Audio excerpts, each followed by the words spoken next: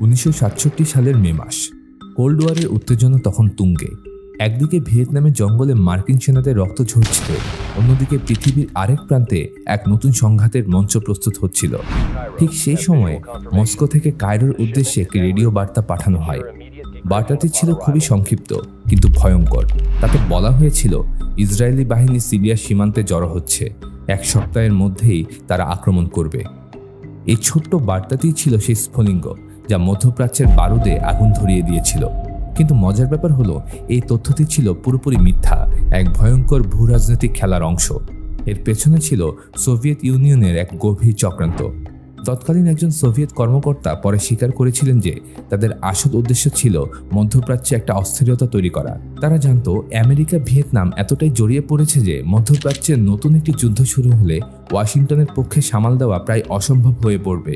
এর সাথে সোভিয়েতদের আরও একটি লক্ষ্য ছিল ইসরায়েলের দ্রুতগতিতে বাড়তে থাকা পারমাণবিক কর্মসূচিকে যে কোনো মূল্যে থামিয়ে দেওয়া। কিন্তু কিভাবে একটি মিথ্যা তথ্যের উপর ভিত্তি করে এত বড় একটি যুদ্ধ শুরু হলো, আর কেনই বা সেই যুদ্ধে আরব বিশ্বের সম্মিলিত শক্তি ইসরায়েলের কাছে পরাজিত হলো? সেই গল্প জানতে হলে আমাদের আরও কিছুটা পেছনে ফিরে যেতে হবে।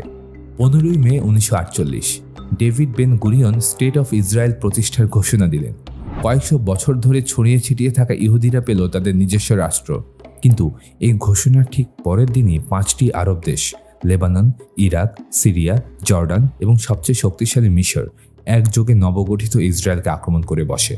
উদ্দেশ্য ছিল অঙ্কুরেই এই নতুন রাষ্ট্রকে বিনাশ করা। কিন্তু জাতিসংঘের হস্তক্ষেপে সেই যাত্রায় যুদ্ধবিরতি হয় এবং দুই পক্ষই থেমে যায়। তবে যুদ্ধ থেমে গেলেও উত্তেজনা কমেনি। ইসরায়েল তখন ব্ল্যাক মার্কেট থেকে গোপনে নিজেদের অস্ত্র ভাণ্ডারকে আরও শক্তিশালী করতে শুরু করে। এই উত্তেজনার মধ্যেই মিশরের রাজনৈতিক মঞ্চে এক নতুন নেতার আগমন ঘটে, যার নাম গামাল আবদেল নাসের। নাসের ছিলেন ক্যারিশমেটিক এবং আরব জাতীয়তাবাদের প্রতীক। তার উত্থানে ইসরায়েলের কপালে চিন্তার ভাঁজ পড়ল। নির্বাসন থেকে আবারও রাজনীতিতে ফেরত এলেন ডেভিড বেন গুরিয়ন, এবার প্রতিরক্ষা মন্ত্রী হিসেবে। তিনি নাসেরকে নিজেদের অস্তিত্বের জন্য হুমকি বলে মনে করতেন। বেন গুরিয়নের নির্দেশেই 1955 সালে ইসরায়েলি প্যারাট্রুপারদের একটি দল গাজায় মিশরীয় সেনাঘাঁটিতে এক বিধ্বংসী হামলা চালায়। এই ঘটনাই ছিল মিশর ও ইসরায়েলের মধ্যে সরাসরি সংঘাতের সূচনা। এই ঘটনার পর গামাল আবদেল নাসের বুঝতে পারলেন যে পশ্চিমা দেশগুলো, বিশেষ করে ব্রিটেন এবং ফ্রান্স, ইসরায়েলের সমর্থক। তাই তিনি সাহায্যের হাত বাড়ালেন সোভিয়েত ইউনিয়নের দিকে। কোল্ড ওয়ারের সেই সময়ে সোভিয়েত ইউনিয়ন এই সুযোগ লুফে নিতে এক মুহূর্ত দেরি করল না। তারা মিশরকে আধুনিক অস্ত্রে সজ্জিত করার এক বিশাল পরিকল্পনা হাতে দিল। চেকোস্লোভাকিয়ার মাধ্যমে মিশরে আসতে শুরু করলো সোভিয়েতদের পাঠানো যুদ্ধাস্ত্রের বহর। প্রায় 200টিরও বেশি যুদ্ধ বিমান, অসংখ্য ট্যাঙ্ক, 1000-এরও বেশি কামান এবং হাজার হাজার ক্রেট গোলাবারুদ। পৃথিবীর ইতিহাসে একবারে এত বড় অস্ত্রের চুক্তি এর আগে কখনো হয়নি। মধ্যপ্রাচ্যের শক্তির ভারসাম্য রাতারাতি বদলে গেল। মিশর পরিণত হলো এক অপ্রতিরোধ্য সামরিক শক্তিতে। ইসরায়েল এবং তার পশ্চিমা মিত্ররা বুঝতে পেরেছিল নাসেরকে থামানো না গেলে তাদের বিপদ আসন্ন। তারা শুধু একটা সুযোগ খুঁজছিল, একটা কারণ যা দিয়ে মিশরের উপর হামলা করা যায়। সেই সুযোগটি এলো 1956 সালে। গামাল আবদেল নাসের সুয়েজ খালকে জাতীয়করণ করার ঘোষণা দিলেন। এই খালটি ছিল ব্রিটেন এবং ফ্রান্সের নিয়ন্ত্রণে, আর এর মাধ্যমে তাদের অর্থনৈতিক স্বার্থ জড়িত ছিল। এই ঘোষণাকে কেন্দ্র করে ইসরায়েল, ব্রিটেন এবং ফ্রান্স একযোগে মিশর আক্রমণ করল, যা ইতিহাসে সুয়েজ সংকট নামে পরিচিত।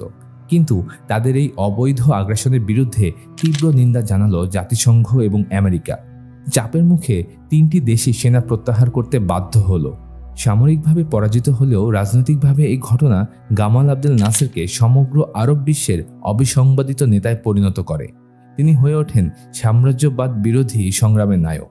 সুয়েজ সংকটের পর মধ্যপ্রাচ্যে কিছুদিনের জন্য এক থমথমে শান্তি বিরাজ করছিল, কিন্তু পর্দার আড়ালে চলছিল আরেক যুদ্ধ, বুদ্ধির যুদ্ধ, গোয়েন্দাদের যুদ্ধ। আর এখানে শুরু হয় 6 দিনের যুদ্ধের আসল প্রেক্ষাপট। এই যুদ্ধকে কেন বিশ্বের অন্যতম সেরা স্টাডি করা যুদ্ধ বলা হয়, তার কারণ হলো মিলিটারি ইন্টেলিজেন্স বা সামরিক গোয়েন্দাগিরির এক অসাধারণ প্রয়োগ। একটি যুদ্ধ জেতার জন্য গোয়েন্দা তথ্য কতটা গুরুত্বপূর্ণ তার সবচেয়ে বড় প্রমাণ হলো এই 6 দিনের যুদ্ধ। সোভিয়েত ইউনিয়নের কাছ থেকে পাওয়া MiG-21 যুদ্ধ বিমানগুলো তখন আরব দেশগুলো তুরুপের তাস। এটি ছিল সেই সময়ের অন্যতম সেরা ফাইটার জেট। ইসরায়েলি গোয়েন্দা সংস্থা মোসাদ বুঝতে পেরেছিল এই বিমানটির রহস্য ভেদ না করতে পারলে আকাশে তাদের জেতা অসম্ভব। তাই তারা এক দুঃসাহসিক পরিকল্পনা হাতে নিল, যার সাংকেতিক নাম ছিল অপারেশন ডায়মন্ড। লক্ষ্য যেভাবেই হোক একটি MiG-21 বিমান চুরি করে ইসরায়েলে নিয়ে আসা। মোসাদ তাদের নেটওয়ার্ক ব্যবহার করে একজন ইরাকি পাইলটকে খুঁজে বের করে, যিনি তার দেশের উপর অসন্তুষ্ট ছিলেন। তাকে বিপুল অর্থ এবং ইসরায়েলের নিরাপদ আশ্রয়ের লোভ দেখিয়ে বিমানটি উড়িয়ে আনার জন্য রাজি করানো হয়। 1966 সালে সেই পাইলট একটি MiG-21 নিয়ে ইরাক থেকে উড়ে এসে ইসরায়েলে অবতরণ করেন। এই ঘটনা ইসরায়েলের জন্য ছিল এক বিশাল বিজয়। তারা বিমানটিকে খুলে এর প্রতিটি অংশ বিশ্লেষণ করে এর শক্তি এবং দুর্বলতার জায়গাগুলো জেনে নেয়। তারা জানতে পারে MiG-21 অত্যন্ত দ্রুতগতির হলেও এর পেছনের দিকে দেখার ব্যবস্থা খুবই দুর্বল। এই একটি তথ্যই পরবর্তীতে যুদ্ধের ভাগ্য নির্ধারণ করে দিয়েছিল। এবার আমরা ফিরে আসি সেই 1967 মে মাসের ঘটনায়।